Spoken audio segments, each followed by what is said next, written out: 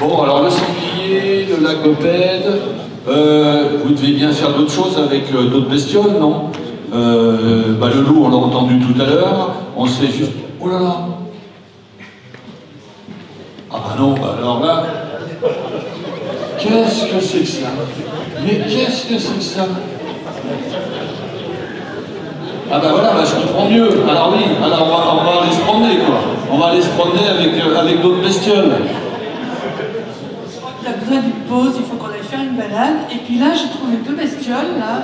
Ça, on ne les connaît pas à la Côte-Saint-André, hein. Je ne sais pas ce que c'est, mais on a une spécialiste, là, du petit gibier de montagne, qui va nous expliquer qu'est-ce que c'est que ces bestioles, là. Viens voir, Estelle.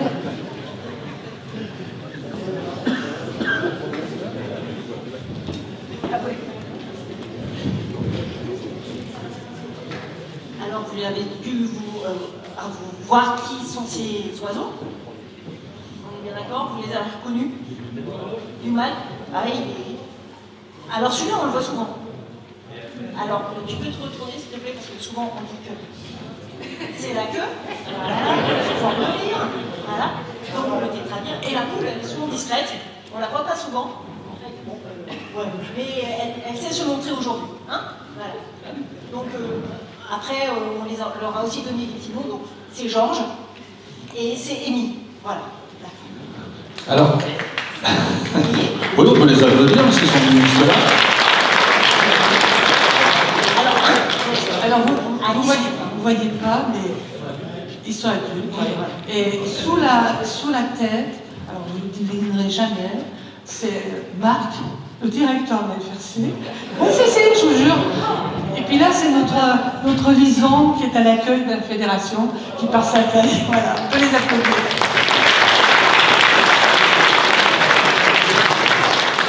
Alors Estelle, on va se promener avec eux là, et puis tu vas nous raconter un petit peu quand toi tu vas te promener, ce que tu fais pour justement savoir si c'est un mâle, une femelle, s'ils sont plusieurs.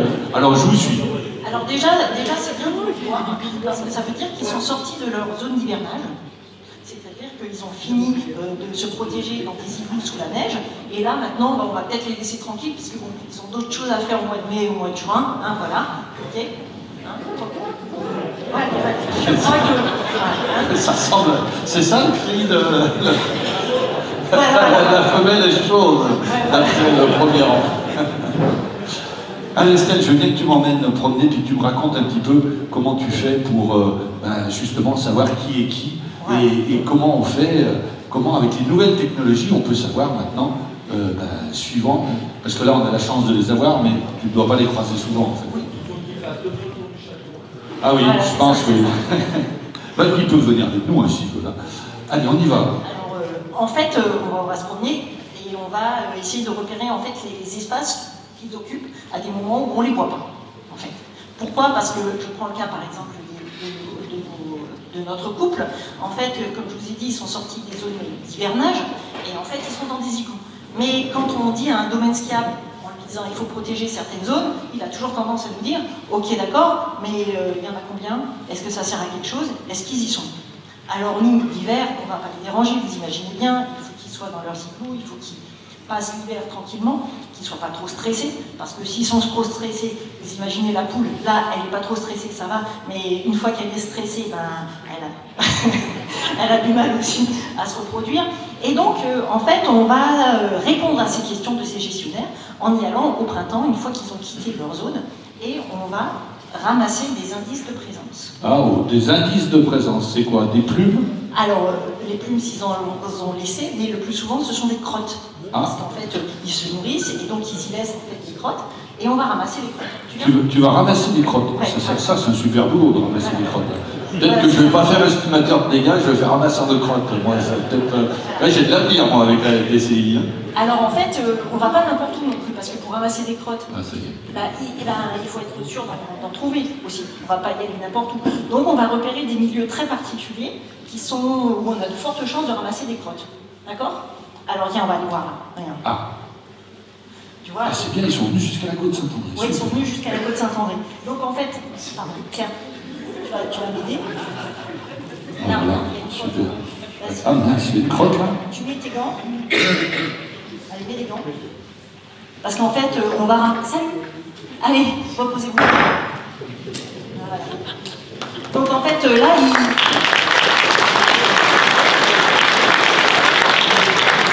Alors en fait, pourquoi on ramasse des crottes? C'est parce qu'en fait, on veut analyser l'ADN qu'il y a dans les crottes. C'est-à-dire que... Parce qu'il y a de l'ADN dans les crottes? Eh oui, tous les animaux, même toi, tu laisses de l'ADN dans les... C'est pas fait. Voilà. Et effectivement, en fait, alors là, tu as le flacon? Oui, alors, le flacon, alors déjà, tu pousses la crotte avec ton gant pour éviter que tu pollues d'un point de vue génétique. Vas-y, ramasse. Alors là, non mais attends, il l'a laissé là, non? Parce qu'on s'occupe du lien variable aussi. C'est-à-dire que, comme le lien variable, c'est une espèce qui court de partout, on ne sait pas combien il y en a. Et donc, la meilleure façon de le faire, c'est de ramasser les crottes. Donc, je mets la crotte dans le flacon. Et une fois que la crotte est dans le flacon, on envoie le flacon pour se faire analyser auprès d'un laboratoire qui est spécialisé de l'espèce. Et j'en ramasse beaucoup des crottes? Et bien, nous, quand on a travaillé sur le lien variable, on était à peu près sur 1000 hectares, on en a ramassé une centaine. Et à partir de cette centaine, on essaie d'identifier les individus. Pour la gélinote, on fait la même chose. Et là, on a... La gélinote? Ouais, la gélinote des bois, oui, aussi.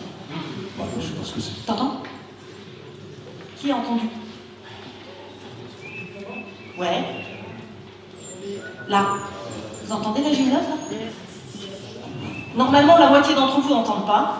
Parce que, en fait... là. Voilà. Et ça, c'est-à-dire, c'est pour ça qu'en fait, on ne compte pas la gélinote. Mais je crois qu'on triche parce que là, quelque chose, moi j'ai entendu quelque chose, mais parce que Timothée il m'a bien aidé. Hein. Ouais. Je pense qu'il m'a bien aidé à ce qu'on entende quelque chose. Il a dû monter le son. Ouais.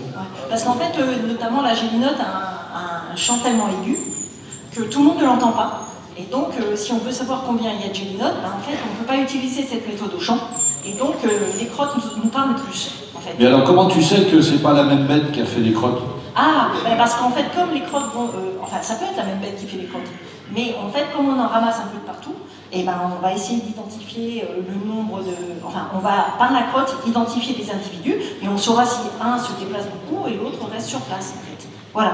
Et ce qui est surtout intéressant avec les crottes, c'est qu'en fait, on est capable de savoir si on a des mâles et des femelles. Parce qu'en fait, quand on tétra va chanter, on va avoir peu de femelles et beaucoup de mâles. Quand la gélinote chante, on peut avoir autant de chances d'avoir des mâles que des femelles. Voilà. Donc si je vais à la maison de la chasse dans ton bureau, oui. Tu as un truc, une machine, tu mets les crottes dedans et hop, tu sais c'est un mâle, une femelle, si tu sais... Alors en fait, non, là, nous on fait appel à des spécialistes qui sont spécialisés là-dedans. C'est-à-dire que ce qu'ils vont faire, c'est qu'ils vont récupérer l'ADN qui est dans les crottes, ils vont les multiplier, et puis en fait après, ils vont avoir un système de marqueurs, c'est-à-dire ça s'appelle des microsatellites. Ils vont essayer de repérer en fait la différence qu'il peut y avoir d'une crotte à l'autre, pour dire tiens là j'ai un individu, là j'en ai un autre en fait. Et c'est eux qui font ça, c'est pas nous. Donc j'ai compris le tétralyre, la gélinote, le lièvre variable, qu'est-ce qu'il y a d'autre? Eh bien le lagopède. Le lagopède. Le lagopède, avant d'avoir le drone, qui nous permettait de compter, et on avait d'autres méthodes qui nous permettaient notamment de savoir si on avait des mâles, des femelles, combien. Et après les comptages, on est allé ramasser des crottes pour confirmer les résultats de comptage au champ. On s'est dit, finalement, on avait à peu près le même nombre d'individus. Et bon, alors le drone, j'ai entendu que ça coûtait quand même quelque chose. Les analyses ADN, ça coûte quelque chose? Ah oui, je veux dire, si on enlève le temps que nous on passe à les ramasser, une crotte analysée, c'est entre 80 à 120 € la crotte. Voilà. Donc on a intérêt à ce qu'elle soit fraîche et on a un petit peu d'ADN pour être sûr que ça soit exploitable. Voilà. Et qui c'est qui paye? Ah, alors, c'est un peu les chasseurs, mais pas tant que ça, parce qu'en fait, c'est des méthodes qui sont très coûteuses, et donc on utilise en fait des subventions qui nous sont octroyées par le département, par la région, et par l'éco-contribution.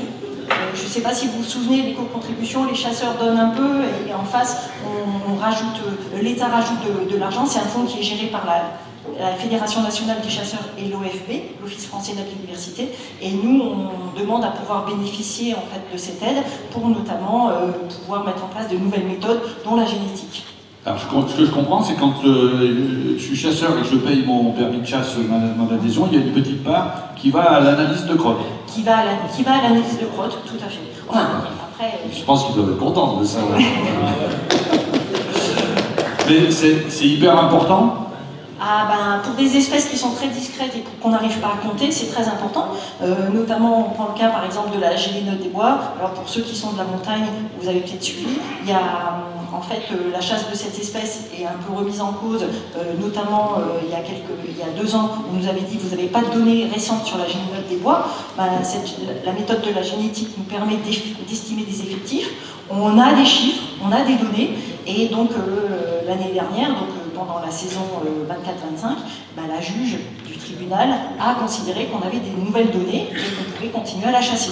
Donc sur des espèces discrètes, avec ces méthodes, on va dire finalement indiciaires, ben, on espère pouvoir continuer à chasser ces espèces-là et à justifier leur chasse parce qu'en fait, on est capable de les compter. Donc grâce à cette technique, on préserve le droit de pouvoir chasser en fait ces espèces-là. Tout à fait. En fonction du nombre. J'ai entendu ce matin que la chasse, c'était au tétralyre qui avait été... Tétralyre et perdrix bartabec et la chasse l'année dernière, ça avait été suspendu, voilà, on et du coup ça peut revenir.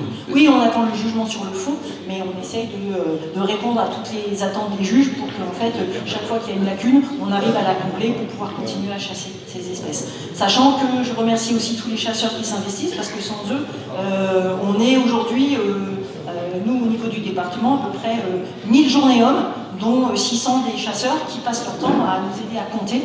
Le comptage aux chiens, le comptage aux champs, et donc on essaye nous d'apporter des éléments complémentaires pour qu'ensemble on puisse continuer à justifier la chasse de cette espèce. Est-ce qu'on a un visuel qui nous montre par exemple le site du prestataire ou des choses comme ça? Oui, enfin Audrey.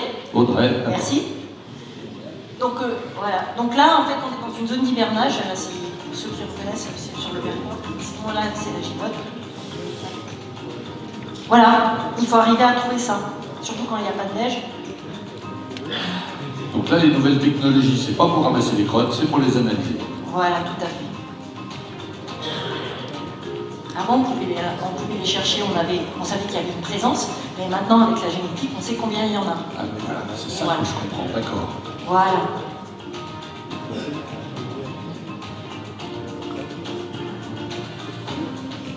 Ça, c'est notre part du travail. On recherche des indices, on ramasse, et après ça va au laboratoire. Donc on travaille avec 2 laboratoires, un à Lyon, donc le laboratoire Antagène, et un autre laboratoire à l'université de Fribourg en Suisse. Pourquoi 2 laboratoires?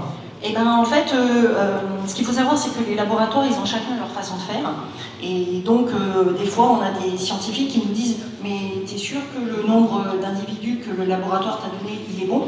Donc on a l'année dernière mis les mêmes échantillons dans les mains de 2 laboratoires et ils ont trouvé le même nombre. Donc on est à peu près sûr que les méthodes, même si elles diffèrent, nous donnent le même nombre d'individus. Donc ça vous donne de garantir, ça garantit la véracité des analyses faites par les 2 prestataires. Tout à fait, c'est ça.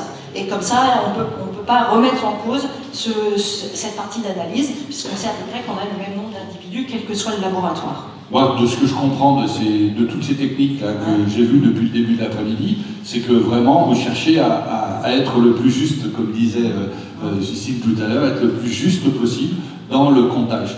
Merci Estelle.